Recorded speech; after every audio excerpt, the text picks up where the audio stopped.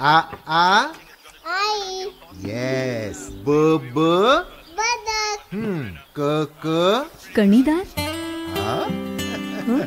ख ख खमंग.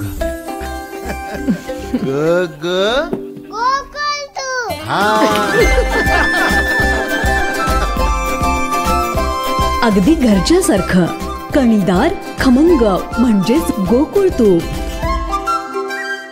नमस्कार दर्शको, लाईव्ह मराठीमध्ये आपलं सहर्ष स्वागत आहे. सध्या कोल्हापूरसह राज्यामध्ये सर्वाधिक चर्चेचा विषय म्हणजे शक्तिपीठ महामार्ग. नागपूर गोवा प्रस्तावित शक्तिपीठ महामार्गाला विरोध करण्यासाठी 12 जिल्ह्यांमध्ये रास्ता रोको आंदोलन करण्यात येणार आहे. याच पार्श्वभूमीवर कोल्हापुरात विविध संघटनेच्या वतीनं आणि इंडिया आघाडीच्या वतीनं कोल्हापुरातील शिरोली येथील पंचगंगा पुलावरील पुणे बेंगलोर रोडवर रास्ता रोको आंदोलन करण्यात येणार आहे.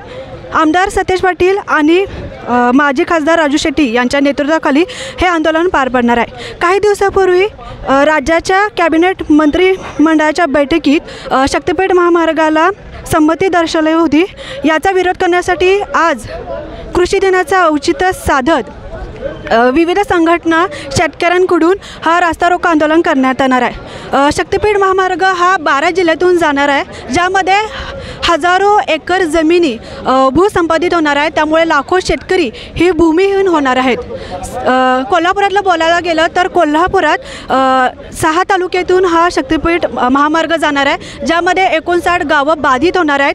6,500 एकर जमिनी हे या शक्तिपीठ महामार्गाला जाणार आहे. याला विरोध करण्यासाठी कोल्हापुरातील शेतकरी बांधव आज पुणे मार्गावर एकजूट झाल्याचं पाहायला मिळतं आहे. विविध संघटना इंडिया आघाडीचे पदाधिकारीसुद्धा या शक्तिपीठ महामार्गाला एकत्र झाल्याचं पाहायला मिळतं आहे.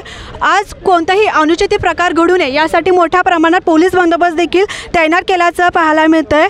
तसेच पुणे बेंगलोर महामार्गावरील जे वाहतूक आहे ती अन्य मार्गावर विस्कळीत केलं आहे. एकंदरीत पाहायला गेलं तर प्रशासन या आंदोलनाला, या चक्काजाम आंदोलनाला पूर्ण सज्ज असल्याचं पाहायला मिळतं आहे. कॅमेरा पर्सन नरेंद्र देसाईसह मी नीता पोद्दार, लाईव्ह मराठी कोल्हापूर.